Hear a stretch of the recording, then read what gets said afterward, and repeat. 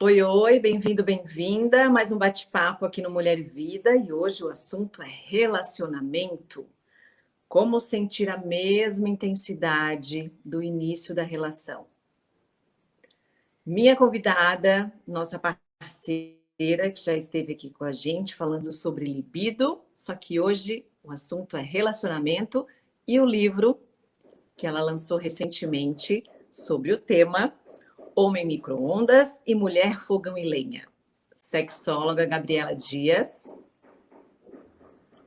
Olá! Gabi, estou muito feliz por ti. Estou louca para ler o livro, uma pena não ter lido aqui, mas já fui atrás de notícias do que realmente se trata para a gente poder conversar. Você fala muito, né, de libido, relacionamento, e esse é o tema, mas eu queria muito saber do título. Como você pensou no título? Está gerando bastante dúvida nas pessoas, curiosidade, na verdade. Curiosidade. Posso dizer que foi objetivo alcançado, né? Quando se trata de sexualidade, existe um tabu muito grande, independente de idade, crença, religião, infelizmente. Então, eu percebo, e assim, cada vez que eu vou em alguma livraria diferente, né, eu sempre estou lá à busca de livros.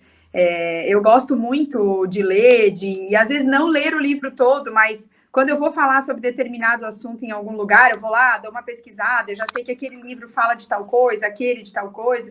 E é muito comum, né, quando as pessoas chegam perto de algum livro que tem essa temática, sexo, sexualidade, as pessoas se esquivam, né? Teve até um dia que eu estava numa livraria, tinha umas 3 moças bem novinhas, assim, e uma delas começou a olhar os livros, que legal esse, que legal esse. E quando ela leu a capa de um que era, acho que tudo por sexo, tudo para sexo, alguma coisa assim, e ela deu um salto para trás, como quem diz assim, ai meu Deus, a amiga dela, fala baixo, né? E aí eu falei, meu Deus, olha quanto tabu, 3 jovens, né? Qual o problema, né? De realmente a gente ler essa temática. E aí, quando a gente pensava em livro, eu sempre pensei, eu não vou colocar alguma coisa que seja assim, escrachada, que é de sexo ou de relacionamento, porque vai acontecer isso. Eu não quero que as pessoas se afastem do livro pelo tema, por terem vergonha, né? Porque eu ficava pensando, meu Deus, como que uma pessoa vai andar com ele na bolsa, tirar para ler em algum lugar se tivesse escrito a palavra sexo, né? São todas coisas assim que às vezes isso pode afastar.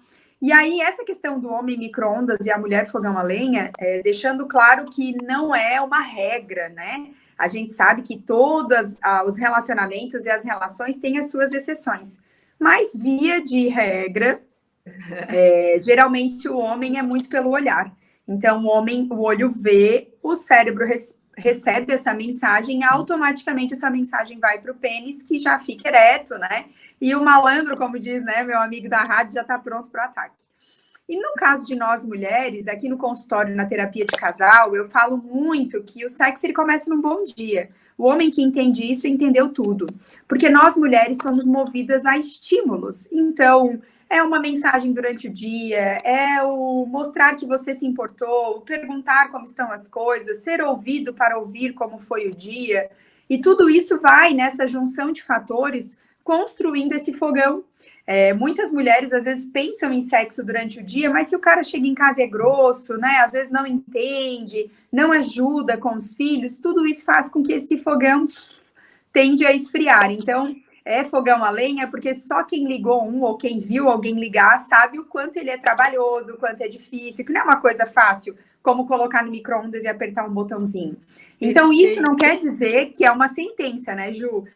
Não quer dizer que todas as mulheres são difíceis, não. E até para o prazer não é isso, tá? Eu até li esses dias algo, o livro já estava sendo quase pronto, finalizado, e eu vi uma pessoa que trabalha com sexualidade falar sobre isso, dizendo assim, esse negócio de comparar fogão a lenha é muito complicado, porque isso dá a conotação da mulher não conseguir o prazer, não tem nada a ver com isso. Eu estou falando só dos estímulos, né? Essa foi a intenção do livro, porque a chamada dele é qual a temperatura certa para os relacionamentos. Então, essa temperatura é baseada em estímulos. O homem, sexualmente falando, ele é mais fácil de ser estimulado. Agora, nós dá um pouquinho mais de trabalho. Então, a intenção foi essa. Perfeito, amei. Nossa, perfeito. E aí a questão dos estímulos para um relacionamento já de anos. Então, é muito comum eu ouvir as pessoas, né, comentarem que todo casamento ele cai numa rotina e ou tu não consegue mais sair de lá, ou as pessoas tendem a, infelizmente, isso é muito geral, assim, é cultural já, né? As pessoas encontrarem nas suas experiências e acharem que elas são via de regra para todo mundo. Então, por exemplo, uma mulher que teve um parto normal que foi difícil, se ela encontra uma outra mulher que deseja parto normal, ela faz questão de contar a sua péssima experiência, né? Então, no casamento não é diferente. As pessoas que têm um casamento duradouro, que têm um casamento de algum tempo, geralmente adoram contar essas coisinhas, essas historinhas, né? De que, não deu certo, e casamento com muito tempo já é fadado a não ter sexo, já é fadado a ser ruim, mas não. A gente precisa entender, e uma coisa que eu tenho batido muito na rede social, nas rádios que eu vou semanalmente, eu participo de 4 toda semana, eu entro ao vivo nelas, e eu sempre falo que nós conhecemos o nosso relacionamento mais do que qualquer pessoa. E a gente sabe quando as coisas não estão legais, quando as coisas começam a sair do trilho, né? A gente tinha uma frequência sexual X e agora tá Y, a gente se beijava mais, a gente curtia mais a presença um do outro e as coisas mudaram. E é óbvio, né, que nós, enquanto seres humanos, estamos sempre buscando uma muleta, né, para usar como desculpa. Foi depois da chegada dos filhos, foi depois dessa promoção do trabalho, foi depois que tu começou essa pós-graduação, foi depois que tu iniciou essa graduação na faculdade. Só que a gente tem que entender que, independente de onde a gente está, o nosso relacionamento tem que ser uma das nossas prioridades. E é aí que mora o perigo, como diz aquela música. A gente acaba colocando tudo na frente do relacionamento. Então, não é que o relacionamento, depois de um certo tempo, vai ficar ruim. É porque eu permito que outras coisas venham na frente. Eu fico extremamente chateada, para quem não conhece a minha história, eu sou casada há 16 anos e desse amor nós temos 3 filhos. E eu sei muito bem o que é ter filhos pequenos, né? Eu tenho um de 12, uma de 4 e uma de 3. E eu sei o quanto as coisas são difíceis depois que eles chegam. É prazeroso, é maravilhoso. Eu amo ser mãe, eu faria tudo novamente. Se eu não tivesse tirado útero, acho que eu tinha até mais um. Mas a gente precisa entender a nossa responsabilidade no relacionamento. É óbvio que o cansaço do dia a dia, que as coisas que acontecem, se eu colocá-las numa proporção enorme, elas vão ficar cada vez mais gigantescas. Se o Ricardo, né, se a gente não tivesse muito diálogo e ele não me ajudasse, é óbvio que eu me sentiria sobrecarregada. É óbvio que eu não posso ficar comparando meu relacionamento antes da chegada dos 3. Então, são pequenas coisas que eu estou citando aqui, que eu percebo aqui no consultório diariamente, que são flechas que as pessoas deixam entrar nos seus relacionamentos e fazem com que esse relacionamento de mais tempo seja fadado, né, a realmente ficar ruim. Mas isso não é algo que vai acontecer se você ligar essa antena. Começou a mudar, eu vou buscar por ajuda. Você menciona, assim, alguns tópicos do livro. Aí eu vou falar aqui, depois a gente fala de cada um, que é importantíssimo. Já falamos desse, que é o piloto automático, né? Que é como a gente fica, infelizmente. Você precisa beijar, queria falar do beijo, do piloto automático, dos filhos, como falamos, autoimagem e autoestima e os desafios. Tá, vamos começar pelo piloto automático. O piloto automático é algo, assim, que me chama muita atenção e é muito frequente em todos os relacionamentos. E até eu que trabalho com isso não estou escape de nada disso. Porque a gente precisa entender que a gente está em eterno processo de transformação se a gente se permitir viver isso, claro, né? A Gabriela, quem conheceu há 2 anos atrás, eu preciso me apresentar novamente porque eu já não sou mais a mesma, né? Então, que bom, quando a gente eu acho isso ótimo. Bom. Sim. Quando a gente se permite, né, vivenciar, trabalhar com autoconhecimento, a gente está sempre modificando, sempre transformando, e não é porque eu trabalho com relacionamentos que o meu relacionamento é perfeito, longe disso, né? A gente erra, acerta, cai, levanta, e assim a gente vai. É claro que a responsabilidade fica maior, né? Porque como tu lida com isso, automaticamente tu sabe que tu tem que fazer, e às vezes nem tu quer fazer, né? Mas enfim. Essa questão do piloto, a gente tem que... E o autoconhecimento, que eu acho que são 2 coisas que andam muito alinhadas e casadas, a gente precisa entender que a vida passa muito depressa. E que o tempo, ele sempre teve 24 horas, não mudou, né? E a gente que tá sempre enfiando mais coisas nele aí, né? Cada vez mais. Então, por esse processo acelerado que a gente vive, de correria, né, de nunca parar, de estar sempre, meu Deus, se tivesse 48 horas, eu queria mais, né? Todo mundo que eu encontro é a mesma fala, são as mesmas reclamações. A gente acaba entrando realmente no piloto. Então, eu sei que eu chego em casa, eu sei que eu tenho que fazer tal coisa, eu sei que... E até no sexo, né? Eu acho que o piloto automático no sexo, ele é a pior coisa que existe. Rotina e piloto automático. Eles servem, né, no caso da rotina, ela serve para atividade física, para alimentação saudável, para educação de filhos. Tudo isso, a rotina é muito importante. Agora, no relacionamento, ela não é nada saudável. A gente precisa entender, né? Claro, tem a rotina do casal, separar um dia da semana para fazer algo para os dois, a rotina de separar um dia para ver uma série juntos, tudo isso é válido. Mas no sexo, na relação sexual, na qualidade de vida, né, sexual desse casal, não. Porque aí, quando entra no piloto automático, são sempre as mesmas posições, são sempre do mesmo jeito, as coisas tendem a não mudar. E aí, quando eu entendo, né, por exemplo, para uma mulher que, às vezes, o marido chega sempre ao orgasmo primeiro que ela e ela acaba não conseguindo, na cabeça dela, antes dela fazer novamente, ela já pensa, né, que eu já sei que vai ser assim, assim, assim, então eu nem quero. Então, muito da libido baixa, às vezes, está relacionada a esse piloto automático, a essa rotina que esse casal vive. Tem mulher que já sabe que o marido chega, ele janta, ele vê TV, depois ele toma banho e tá esperando ela na cama. Não tem nada de diferente, não tem nada de surpreendente, entendeu? Ah, Gabi, mas tem que ficar uma vida inteira surpreendendo? Olha, eu te diria que se você comer couve-flor todos os dias no mesmo horário, vai chegar uma hora que não vai conseguir mais enxergar. Então, na vida sexual do casal não é diferente. Então, por que no começo era tão divertido? Porque, né, a pergunta que eu faço aqui para os casais. Me contem um pouco do começo, né, da história de vocês. Ah, nossa, no começo a gente se pegava, né, e era assim, era assado. Nossa, e por que mudou tanto, né? O que aconteceu? Ah, porque aí depois que a gente conquista, né, algumas pessoas falam, ah, porque depois de um certo tempo aí eu engordei, eu não me sinto mais bem de fazer num carro, de fazer em determinados locais, eu não me sinto segura. E aí a gente percebe que a gente amadurece e a gente muitas vezes vai perdendo a graça, né? A gente vai perdendo o encanto. Eu brinco que bom seria se a gente vivesse como eternos adolescentes, que ri de tudo, que acredita nas pessoas, que é destemido. Claro, não tem medo, né? Não tem medo de nada. Tem o lado fantasioso aí também, de que nunca vai acontecer nada consigo mesmo, enfim. Mas a gente tem que extrair o que é de bom. E, infelizmente, a gente vai perdendo tudo isso. A gente vai envelhecendo, vai ficando chato. Essa é a verdade, né? A gente já não quer mais fazer em alguns cômodos da casa. Ah, tem cama para quê? A gente começa a regredir em algumas coisas. E é claro, né, gente? Isso acontece com duas pessoas que não conversam, que não se permitem determinadas coisas, porque são vários estudos que comprovam que os casais que viajam pelo menos uma vez por ano, os casais que tiram pelo menos um dia na semana para os dois, a tendência disso acontecer é muito menor, porque é um casal que está conectado. E aí agora a gente cai na questão do beijo, né? O que liga o fogão lá de baixo? O que liga esse micro-ondas também do homem? O beijo. É claro que o homem, ele é muito visual, então se ele chegou em casa e a mulher tá com uma camisola, mesmo que despretensiosamente, às vezes ela botou porque tomou banho, foi a primeira que ela viu na frente, né? As mães vão entender aí o que eu tô falando, né? O homem chegou, olhou, ele, nossa, né? O cérebro já mandou a resposta lá embaixo, já tá pronto. Mas não necessariamente que com a gente vai ser dessa forma. Então, o surpreender, muitas vezes, né? Fazer um elogio, coisas que às vezes são perdidas, né? O dizer o quanto essa mulher tá bonita, valorizar o trabalho que ela faz. Então, assim, o beijo, ele vai conectar esse casal. Não quer dizer, né, que tendo beijo diariamente, que vai ter que rolar sexo diariamente. E é outra coisa que eu vejo aqui no consultório. Tem muita mulher que tem medo do beijo, porque já sabe que quando começa o beijo, automaticamente vai ter que rolar depois. E aí, mais uma vez, volta a questão do diálogo.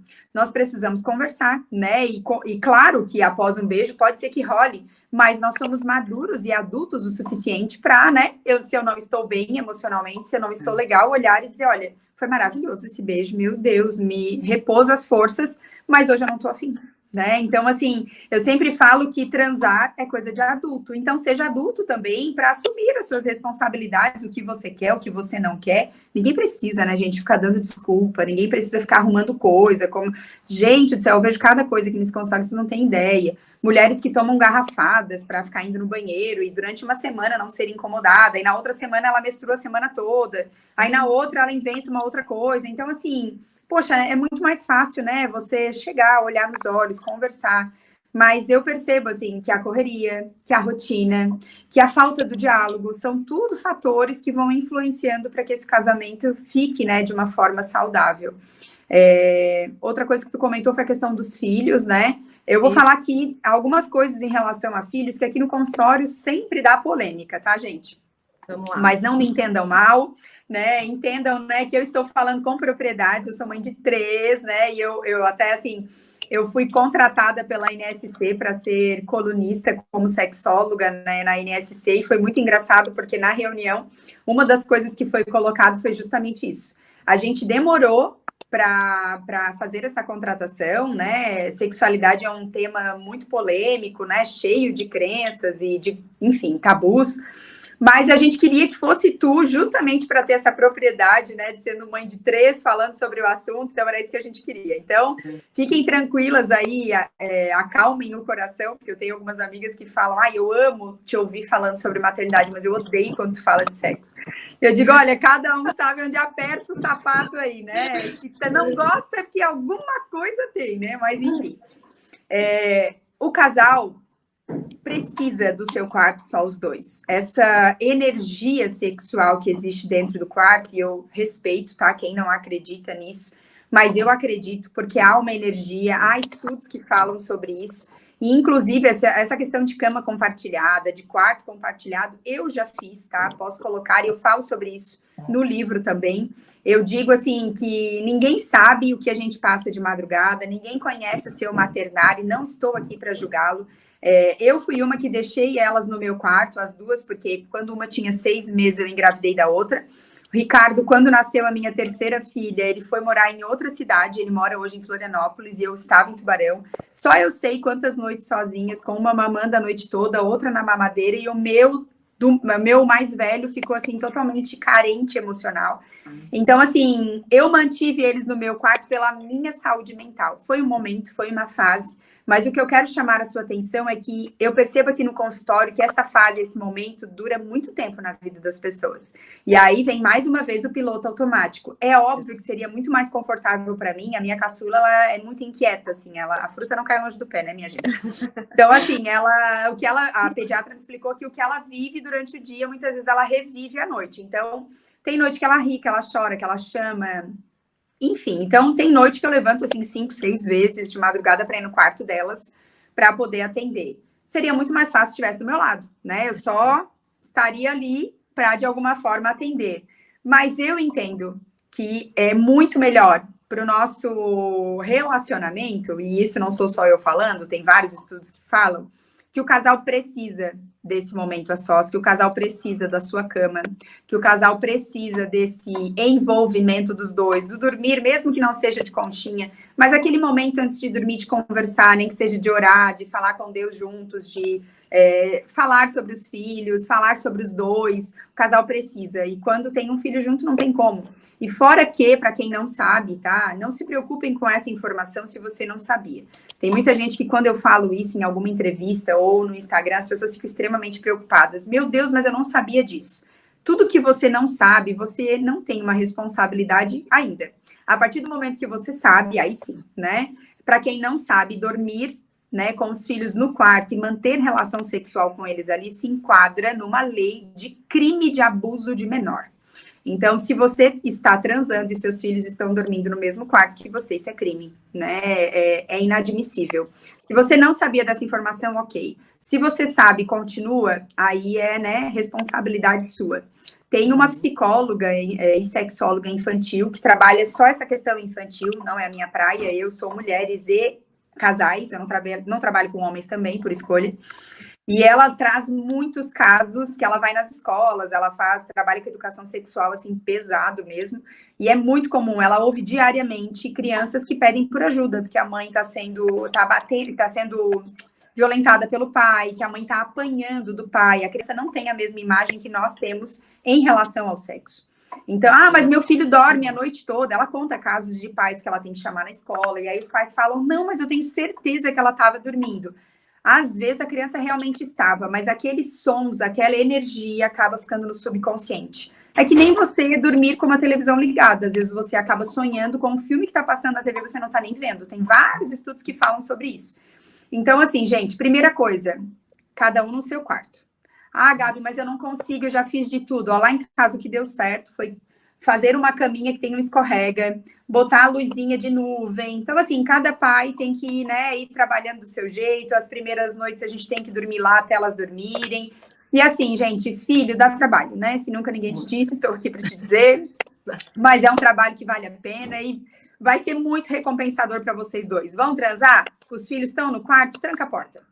Se eles acordarem, eles vão bater na porta, não vai correr aquele risco, porque assim, ó, hoje eu atendo mulheres aqui no consultório, e às vezes até casais, que têm problemas sérios em relação à vida sexual, porque ouviram os pais transando, porque viram a cena. Isso causa traumas emocionais. E às vezes, gente, fica lá no subconsciente, você nem lembra. Mas você tem alguns bloqueios em relação ao sexo e você nem sabe de onde que vem.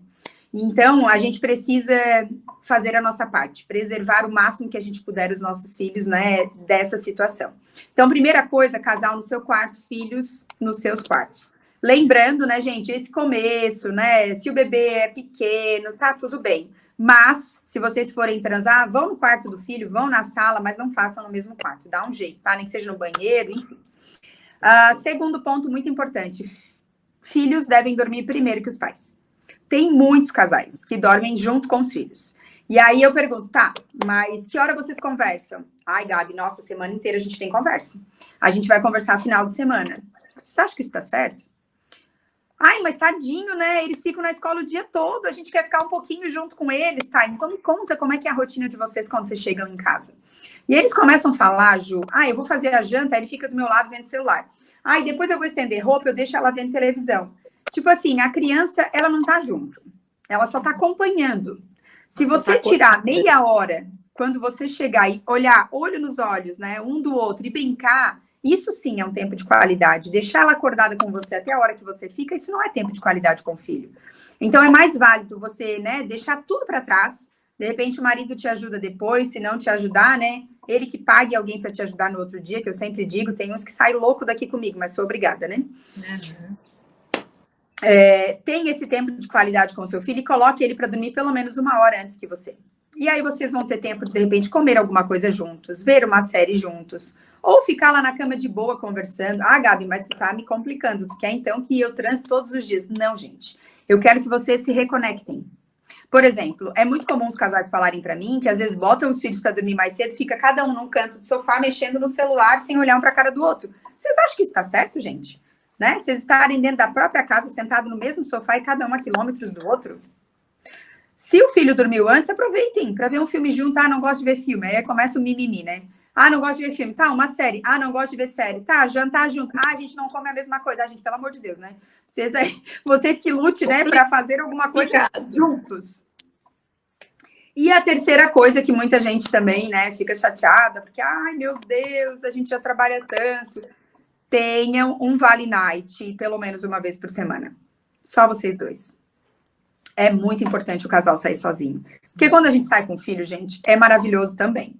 Mas a gente não consegue conversar, porque a gente fica na função deles. Às vezes a gente não consegue nem comer direito, porque um levanta e vai, e leva no banheiro.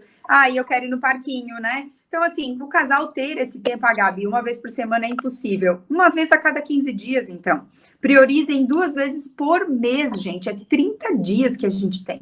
Se vocês não tiverem 2 noites para vocês, eu não estou falando de ficar a noite inteira, de ter que contratar uma pessoa para dormir, não. Eu estou falando de vocês saírem para jantar e ficar 2 horinhas. É o suficiente para vocês voltarem para casa mais conectados. É voltar a namorar, sabe, Ju? Eu acho que eu casei para ser namorada para sempre. Mas eu percebo, né, e esse Dia dos Namorados que nós tivemos aí recente, eu fiz uma enquete no Instagram perguntando para as pessoas, você que é casado, vai comemorar o Dia dos Namorados? 80% diz que não. Então, assim, as coisas estão do jeito que estão, porque as pessoas encaram o relacionamento desse jeito, né? É o que tem para hoje, casado não transa, casado não se diverte. Não, né? Se realmente eu achar que vai ser dessa forma, então realmente será. E aí, tudo isso que foi conversado aqui precisa do diálogo, né? Entre os dois têm que querer. Aí eu queria saber existe uma hora certa para conversar? Porque DR ninguém gosta de fazer, né? Sempre existe essa conversinha. E aí, às vezes, o único horário que tem é à noite. Uhum. E aí é o melhor horário? Existe um horário ideal para ter essa conversa? Eu costumo trocar a sigla DR, que seria discutir a relação, por CR. Quem conversa se entende, né? Quem conversa chega a um determinado lugar.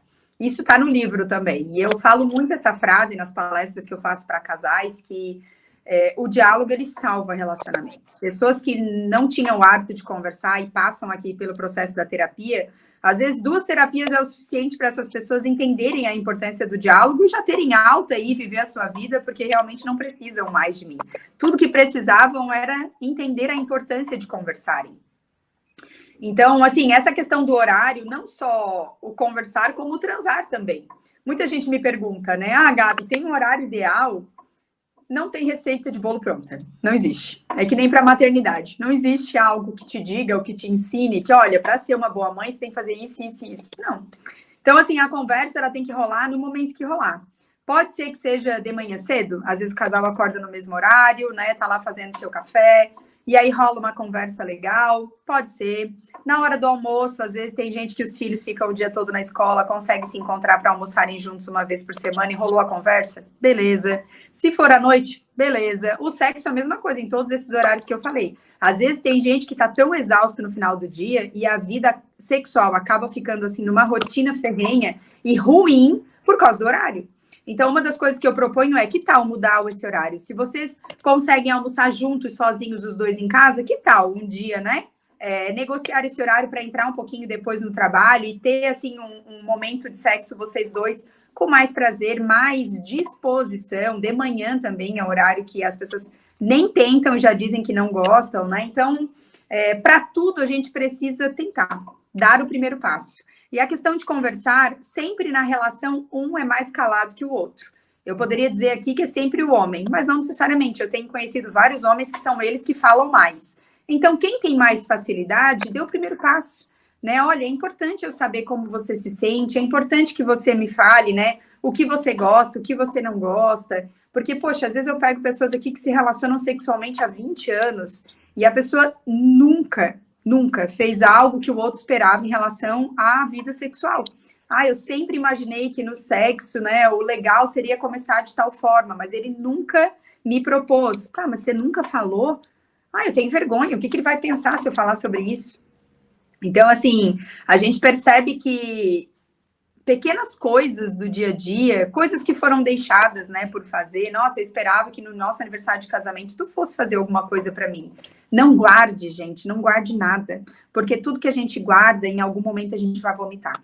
E aí, quando a gente vomita, às vezes a gente vomita nas piores horas possíveis. E eu posso, assim, afirmar com toda certeza para vocês que muitos casamentos teriam sido evitado o divórcio se as pessoas aprendessem a conversar.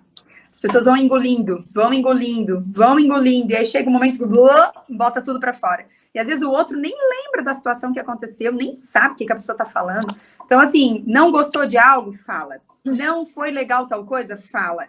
Deixou para trás algum momento importante que você ficou chateada? Fala. Né? É muito comum, às vezes, né, eu perceber, agora trabalhando com isso, é inevitável, né? Tu tá numa festa, a pessoa tava lá conversando, daqui a pouco, do nada, a mulher emborrece num canto. E aí eu já pesco.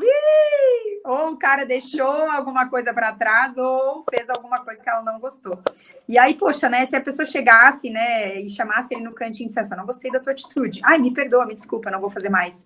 Pronto, já resolveria. Agora, poxa, às vezes as pessoas perdem a oportunidade de se divertirem. Quantas pessoas, né, agora observando melhor, assim, tu vê quantas atitudes infantis, birra de criança mesmo. Às vezes tem, aqui no consultório, às vezes eu pego umas coisas que eu fico pensando, meu Deus, eu vejo isso lá em casa com uma criança de 4 até de 3. Agora, ver um adulto eu não tinha visto ainda, né? Tu começa a ver que coisinhas muito pequenas, elas acabam destruindo diariamente um relacionamento. Nenhum relacionamento acaba da noite para o dia. São pequenas coisas que são deixadas para trás que acabam terminando. Mas nesse caso são os tabus, né? Porque agora que está começando a falar, a gente ouvir mais. Por exemplo, você está em rádios, né? Em várias rádios falando de um assunto, brincando com o assunto, falando naturalmente, né? E de repente esse casal adulto nunca teve essa oportunidade, né? Sim. Qual é a diferença aqui? Você que atende mais casais mais velhos ou casais ainda no início da relação, assim, qual é a diferença? Quais são os desafios para esses casais? O desafio do começo sempre vai ser o relacionamento como um todo, né? O entender um ao outro. Como geralmente, né? Deus não une pessoas, ele une propósitos, então geralmente são pessoas muito diferentes. Então, no início dos relacionamentos, eu ajustar essas coisas. Ele não me entende, ela não faz o que eu desejo. E a gente traz, né, uma bagagem muito grande de casa. Então, minha mãe fazia tal coisa. E lá vem ele falando da mãe dele, né? Essas picuinhas, assim, muito pequenas que a gente percebe que é falta de amadurecimento mesmo. Nos casamentos mais... expectativa, né? Da mesma intensidade, né? E às vezes aí uma coisa... intenso, o outro é menos. Sim, e uma coisa importante, né, Ju? A rede social, ela tem prejudicado muito os relacionamentos. Porque as pessoas estão comparando a todo momento, né? Então, as pessoas estão assim, mas nossa, Dia dos Namorados, o fulano lá levou a namorada dele para Gramado, para não sei o quê, e ele nem levou para me jantar, pediu um sushi aqui em casa mesmo, tu acha que isso tá certo, né? Essas coisas, assim. E eu digo, cara, se você queria viajar para Gramado, por que você não comprou a viagem? Por que você não chegou e falou, tá aqui, dessa vez eu comprei a viagem para Gramado, tá tudo aqui, mas me surpreenda numa próxima ocasião especial. Pronto, sabe? Já mataria ali, quebraria o cara no meio. Mas não, a gente tem, assim, ao mesmo tempo que levanta-se tantas bandeiras de que a mulher tá conseguindo tanta coisa, em alguns momentos a gente ainda é tão refém desse machismo enrustido de que é o homem que tem que procurar, é o homem que tem que convidar, é o homem que tem que pagar. A conta não fecha, sabe? Então, assim, eu acho que algumas coisas a gente precisa relevar e repensar mesmo, né? E nos relacionamentos mais longos, a dificuldade que eu percebo é as coisas deixadas para trás, né? Muita coisa, aí vai se transformando numa grande bola de neve. E aí chega num ponto de, às vezes, já estar 2 anos sem transar, dormindo em quarto separado, e aí começa a perceber que, poxa vida, né? A vida passa, as coisas, né, acontecem, os filhos casam, saem de casa e agora, às vezes, percebe alguns amigos próximos que já estão na mesma fase, né, dos filhos casados e estão curtindo, e por que nós não estamos? E os duradouros, eu acho que são as picuinhas, as coisas que a gente vai deixando para trás que não vale a pena, né? O jovem cria muita expectativa e os que têm mais tempo de relacionamento é como, tipo assim, não vai fazer mais, né? E aí realmente se perde, assim, né? Ou então começam as disfunções depois de um certo tempo. E eu faço questão de falar, assim, quando um homem tem ejaculação precoce, por exemplo, não é o homem que tem, é o casal, porque os dois estão sofrendo. Quando uma mulher entra na menopausa e sofre os calorões, a queda da libido, diminuição da lubrificação, não é ela que está entrando na menopausa, é vocês dois. Porque vocês dois estão sofrendo com tudo que está acontecendo. Só que há um egocentrismo muito grande, né, Ju? As pessoas estão muito egoístas, né? Mesmo vivendo um casamento de 20 anos, ainda pensam somente em si. E aí tem o botão automático, né? O piloto, que já ligou faz muito tempo, então sabe que o marido, né, gosta dessa comida, que é esse tipo de coisa, e aí deu, né? E liga o piloto ali e vai embora. Mas não tem mais aquela coisa, tipo, tá, mas agora eu tô numa nova fase da minha vida. Agora os filhos cresceram, os filhos casaram, saíram de casa, o que a gente pode fazer para melhorar? Agora a gente, por exemplo, quem tá aposentado, meu Deus, meu sonho é chegar nessa fase de viajar, de curtir, os filhos grandes, né? A gente... E é tão engraçado porque às vezes eu ouço, né, a galera jovem dizendo, nossa, não vejo a hora, né, de a gente poder curtir, passear, tal, e aí eu atendo esses casais que estão nessa fase. Só que o que acontece? Entre o trabalhar e ter filhos e chegar nessa fase, as pessoas não constroem como é que elas vão viver isso. Uhum. Elas ligam o piloto automático e só vão. Só que quando o filho casa e sai de casa, eles não se reconhecem. Eles não sabem mais quem eles são. Eles se perderam no meio do caminho. Então, assim, algo que eu tenho falado muito é que não percam um ao outro de vista. Ele pode estar andando, né, uns 2, 3 quilômetros de diferença de mim, né? Pode, de repente, sei lá, a gente está meio distante, é fases, casamento é ciclos, ok. Mas eu não posso perder ele de vista. Eu sei que ele vai voltar. E o que eu vou fazer quando ele voltar? Eu sei que ela vai estar me esperando. E o que eu posso fazer enquanto eu estiver chegando, né? Então, acho que basicamente é isso. E às vezes aquela certeza que ele nunca vai me largar, ou ela nunca vai me largar, então deixa assim mesmo, né? Sim. É a síndrome da Gabriela, do meu nome, né? Que eu falo para minha mãe do céu, como tu pode ter escolhido meu nome com essa música, né? Eu nasci assim, odeio essa música. Porque ninguém que nasceu de um mesmo jeito, ninguém que vive num relacionamento há 10 anos, se os dois quiserem, né? Que fique bem claro, ninguém salva casamento sozinha. É muito comum, Ju, chegar aqui no consultório uma mulher dizendo, eu tô aqui porque eu quero salvar meu casamento. E eu pergunto, onde tá seu marido? Ela diz, não, ele não vem, mas nem matando. Eu digo, tá, tudo bem, ele pode não querer vir, mas se eu passar algumas tarefas para vocês, ele vai fazer? Não, Gabi, eu falei, então, minha flor, infelizmente eu não posso te ajudar. Ninguém salva casamento sozinho, a gente tem que entender que é sempre o casal, né? E aí acontece também de maridos que não querem vir aqui, mas aceitam fazer tudo que eu falar para melhorar esse casamento. Então, ok, nessa situação, ok. Mas a gente tem que entender que viver um casamento, um relacionamento saudável, a palavra de ordem tem que ser empatia, né? Eu me colocar no lugar do outro. E eu percebo que tá muito no faz de conta. Eu me coloco no lugar dela. Mas ela bem que poderia ter feito tal coisa, né? Você não tá se colocando se você tá achando que as atitudes deveriam ser diferentes. Se colocar é realmente se colocar naquele lugar, né? Como às vezes eu pego discrepância em relação a desejo. Um quer transar todo dia e um quer transar uma vez por mês. O que faz? Né? Parece eu resolvendo conflito das duas lá, que as duas querem a mesma boneca, né? O que a gente tem que entender? Vai ceder, vai ter que ceder, um vai ter que ceder um pouco, o outro vai ter que ceder um pouco, e casamento, a base é essa. É empatia, é doação, é a gente entender que é um outro ser humano do outro lado e que as coisas não são só do meu jeito, né? Se é para ser do meu jeito, é melhor ficar sozinha. Isso que eu ia chegar nesse ponto, assim, em alguns casos, é o melhor, né? Vamos ser felizes, cada um para um lado, e vamos ser felizes. Então, eu jamais, tá? Como profissional, vou falar isso. Nunca. Tiveram 2 situações só que eu vi, assim, que era casos graves, assim, de violência. Uma era agressiva mesmo, né? Violência doméstica. Ele trancava ela dentro de casa para que ela não saísse porque ela era muito bonita. E ela marcou a consulta porque não tinha desejo. Quem vai ter desejo ficando trancado dentro de casa, né? Mas tudo bem. E aí, nesse caso, eu falei, assim, nunca, jamais em separação, mas para que ela repensasse sobre o amor próprio, né? Que tipo de amor é esse, né? Porque, para quem acredita na Bíblia, né? Eu respeito, quem não acredita, eu respeito também. Mas a Bíblia fala que eu preciso amar ao próximo como a mim mesmo. Que tipo de amor é esse, né? Que eu estou amando o outro, mas esquecendo de mim, né? Não podendo sair de casa, trancada com os filhos. Será que isso tá certo, né? Será que não é melhor vocês conversarem? A única coisa que eu falei e acabou, né, em divórcio. Depois ela me deu o feedback, porque ela disse que eu abri os olhos dela.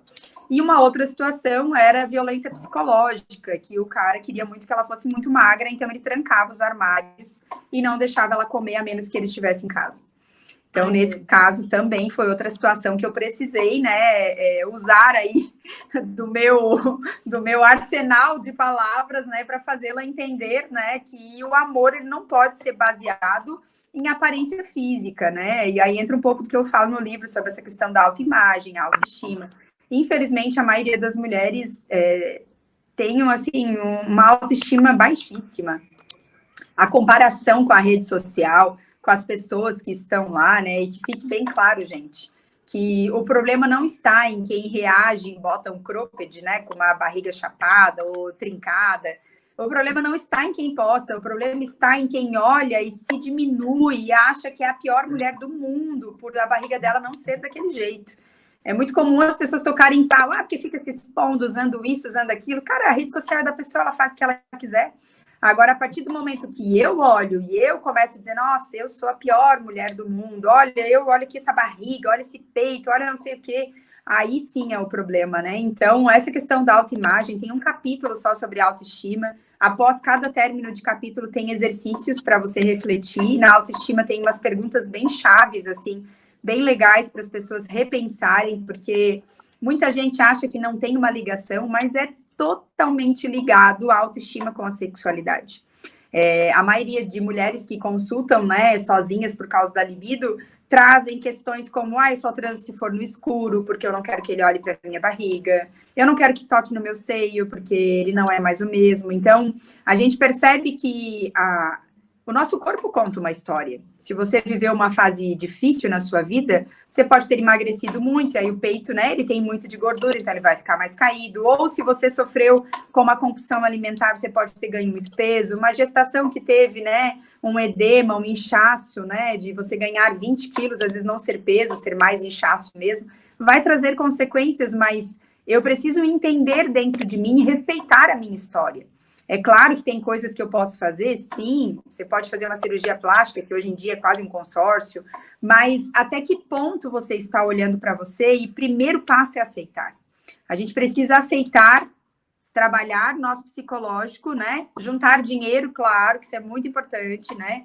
Tem um monte de mulher que não pode ver uma promoção, que é uma centopeia, tá lá comprando 500 pares de sapato, mas quer fazer uma cirurgia. A conta não fecha, né? Então, assim, a gente precisa ver o que é importante para nós.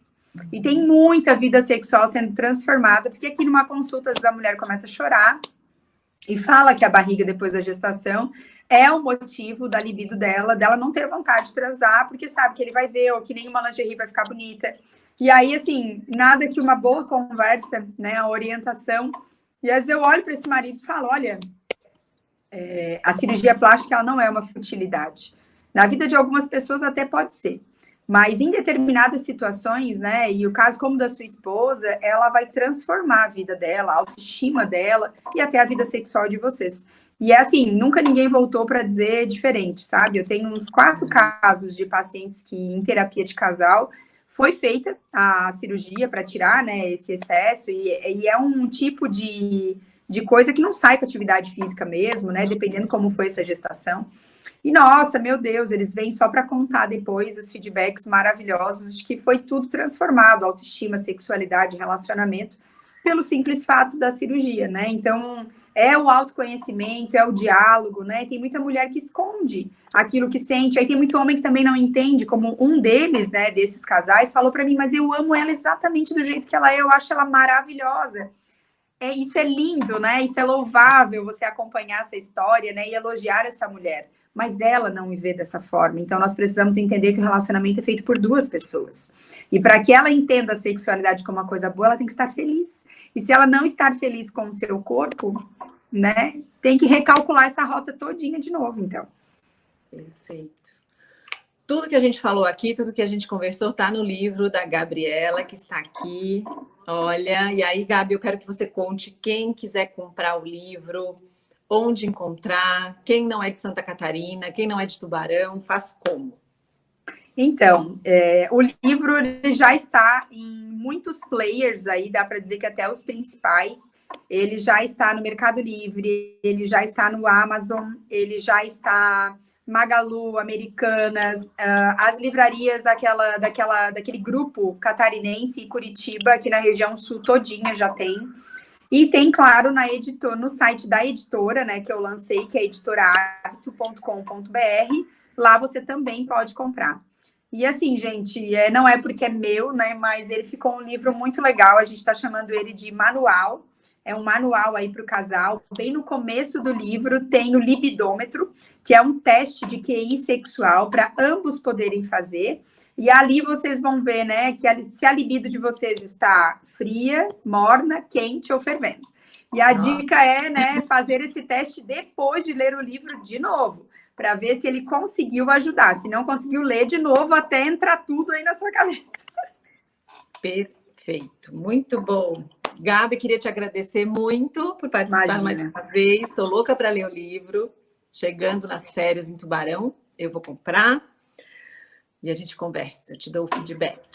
Tá certo, vou aguardar ansiosamente. Obrigada, tá, Ju, pelo convite. Muito obrigada e obrigada a todos vocês.